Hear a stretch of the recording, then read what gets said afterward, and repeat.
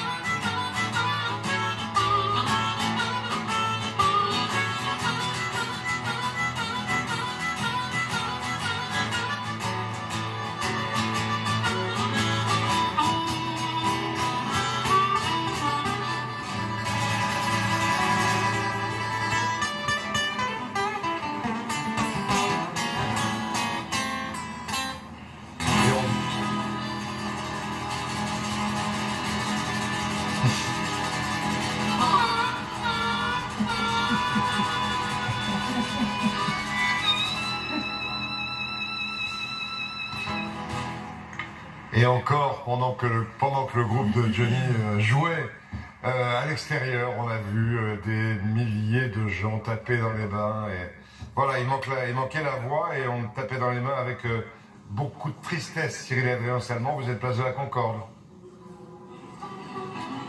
Oui, la tristesse et en même temps, effectivement, vous l'avez dit, on tape des mains ici, place de la Concorde. Je suis avec Mylène qui vient tout droit de Clermont-Ferrand. Vous venez de suivre, comme des milliers de personnes ici, cette cérémonie et vous m'avez confié que vous étiez particulièrement ému. Ému, touché, c'est une cérémonie à la hauteur de Johnny Hallyday. C'était exceptionnel. J'ai partagé aussi beaucoup d'émotions avec les musiciens. C'était l'enterrement triste, mais en même temps, ici nous avons applaudi, souri à certains témoignages. Vous avez aimé particulièrement les chansons qui ont rythmé cette cérémonie. Exactement, les musiciens ont été fantastiques et c'était très appréciable. Merci beaucoup Mylène. Je vous remercie. Au revoir. Merci beaucoup Cyril. On va retrouver Caroline Henry qui est pas très loin de vous, place de la Concorde également. Pendant que le groupe de Johnny jouait... Effectivement, Claire, est difficile de ne pas être rattrapé par l'émotion qui a pesé ici sur cette place de la Concorde durant toute la cérémonie. Je suis avec des fans de Johnny qui n'ont pas bougé d'un iota durant toute cette cérémonie et je vous ai vu extrêmement ému tout à l'heure. C'est normal, hein. C'est un éclair qui traverse ma vie, c'est ça. C'est un éclair qui traverse ma vie. Il mourra jamais, hein, franchement. Qu'est-ce qui vous a le plus touché dans cette cérémonie? Je pense que c'est l'esprit de Johnny, le fait qu'il soit toujours en musique, rock'n'roll et toujours positif. Et je crois qu'effectivement, on l'aime et il n'est pas mort. Vous êtes un fan de la première heure? Ah oui, j'ai commencé très tôt. Je suis né en 55, donc j'ai grandi avec lui. J'en ai vu des spectacles, hein, j'en ai... Que dire? Il est là. Certains témoignages. Moi, c'est Laura. Chacun a sa chanson préférée et c'est vrai qu'on a tous été rattrapés par cette émotion. Nous aussi, Jean-Pierre, je ne vous cache pas qu'on était très émus tout à l'heure en regardant cette cérémonie ici au pied de ce grand écran. On l'était tous, Caroline, et encore des témoignages de ces fans de Johnny venus par centaines de milliers.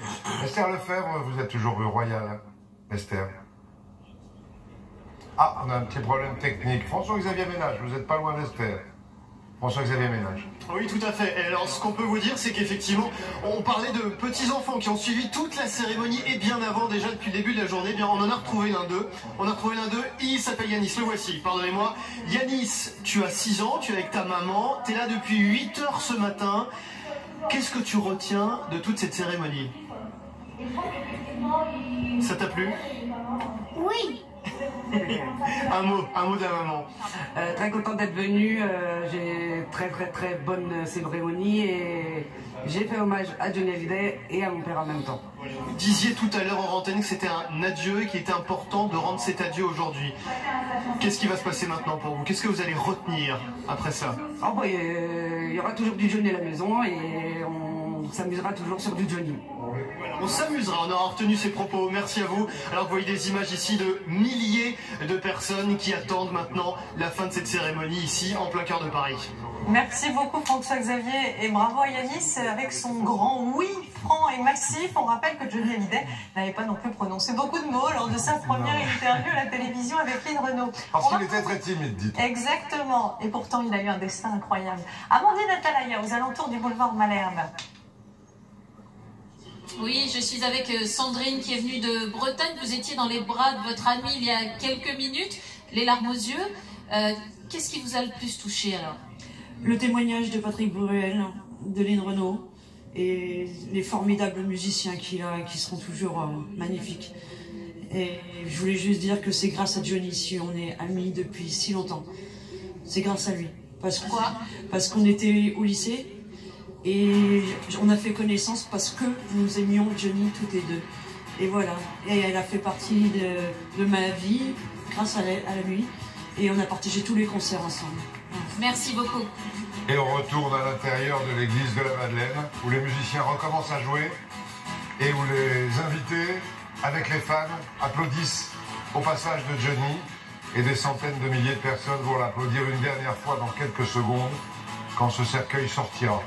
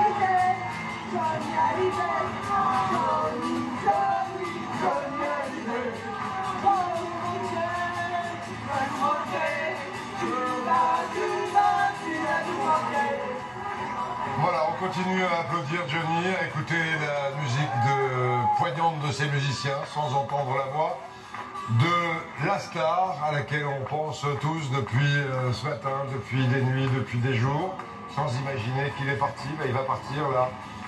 Définitivement, il va quitter la France, enfin la métropole demain pour rejoindre Saint-Barthélemy. Fabien Lecoeuvre, merci d'avoir été avec nous pendant toute cette matinée depuis 9h30 ce matin. Un mot ou deux pour résumer tout ça? C'est un événement important, il peut enfin se reposer finalement Johnny Hallyday après 74 ans d'une vie bien remplie. Et je crois qu'à partir de ce jour, ce samedi 9 décembre 2017, il a enfin trouvé les clés d'éternité. Et son public était là. Vous êtes là, oui, on lui a répondu. Marc Brincourt, bravo. Bah, d'abord, rendez-vous très vite avec son album qu'on attend. On va retrouver Johnny, puis bah, j'ai vécu un grand moment avec vous à travers cette cérémonie. Alain Lecoq, le biker, merci aussi d'avoir été avec nous pour nous accompagner avec ces images poignantes tout à l'heure des motards qui l'ont accompagné également. On a vu le guidon de la Harley Davidson de Johnny. Oui, j'ai vu. Sur le parvis. Merci. Merci. Et puis merci. Oui, allez-y. Ouais, un petit message qu'on m'a demandé de passer. Une petite fille qui s'appelle Lorena, depuis 4 jours elle en pleure et je voudrais la réconforter. Je dis, on a fait un bel hommage. Il ne faut pas pleurer, il faut écouter Johnny, il faut chanter Johnny, il faut taper dans les mains très fort. Ouais. Allez Lorena, merci. Luc Redel, il ne faut pas être triste, il est toujours là. Il est toujours là, il est au ciel, on espère. Il est présent dans le cœur des gens. Voilà. Tous ceux qui n'ont pas pu rentrer dans l'église, je leur donne rendez-vous demain 20h à Saint-Roch. Ils pourront apporter des images, des lumières. Ce sera encore un autre hommage. Il y aura encore d'autres artistes. Grégory Turpin, Vince le mariachi. Et je voudrais laisser la parole. Extraordinaire aussi, Grégory Turpin. Oui, laisser la parole encore à Johnny. Voilà, dans Je te promets, il disait « J'y crois comme un enfant, comme on peut croire au ciel. » Et puis, puisque on avait un biker qui nous parlait un peu d'une enfant qui était un peu triste, ça pourrait être encore une parole de Johnny, une parole d'espérance à tous ceux qui sont un peu dans la souffrance. Pardon, c'est comme s'il parlait à Dieu. Pardon, je viens vous demander d'accorder votre grâce à ceux que la vie a blessés.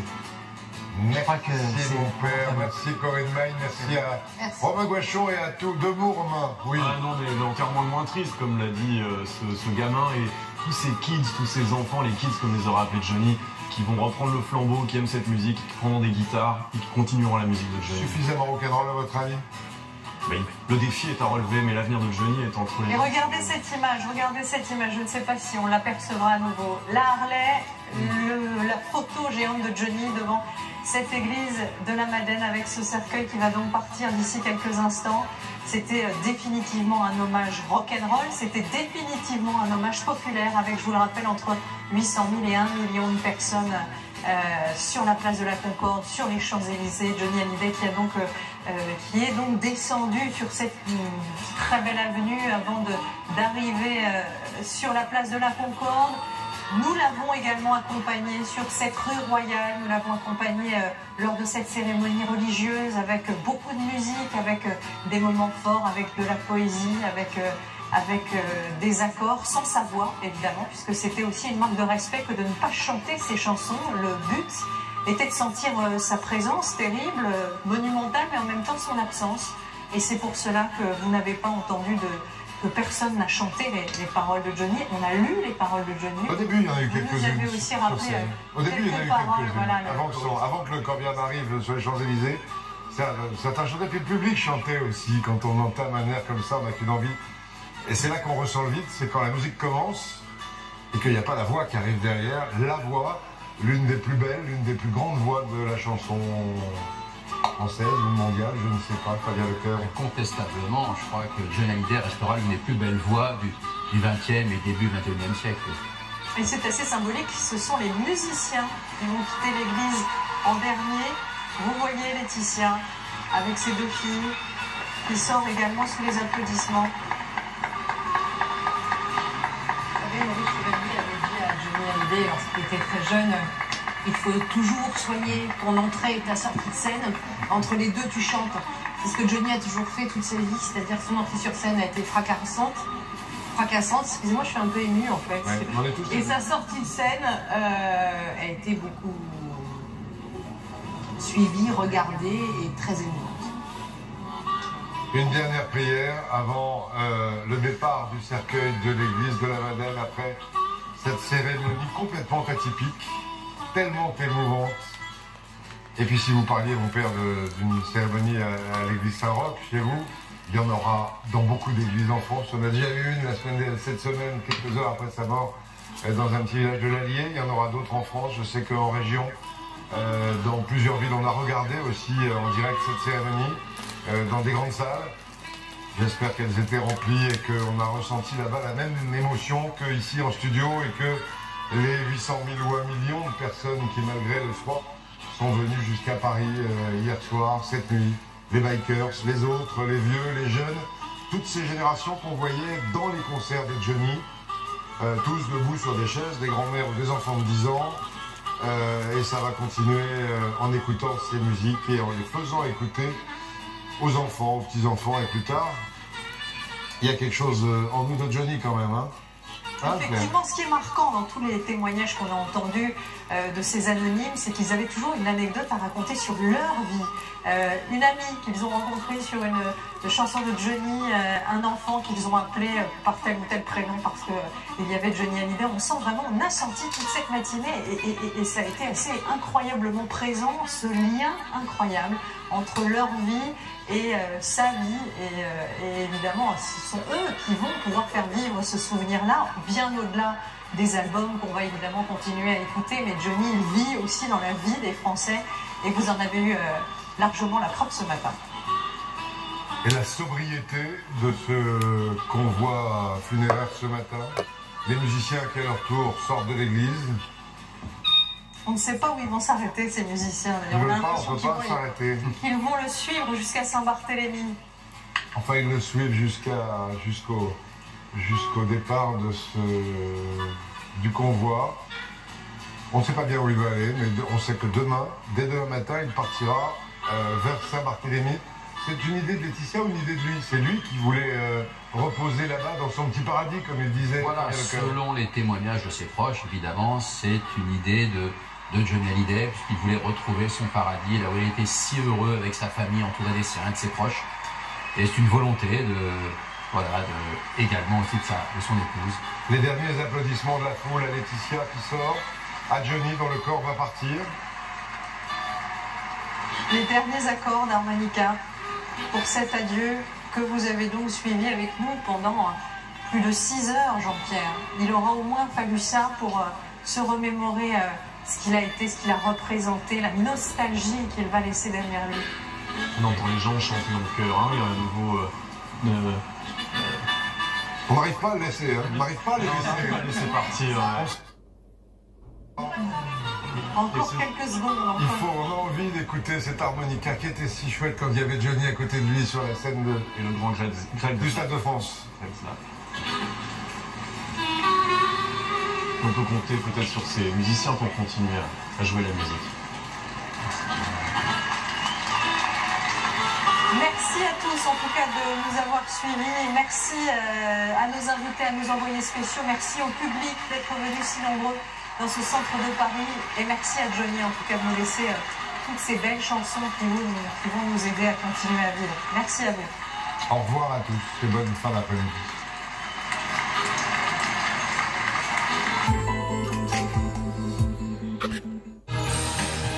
Ce soir, dans 50 minutes,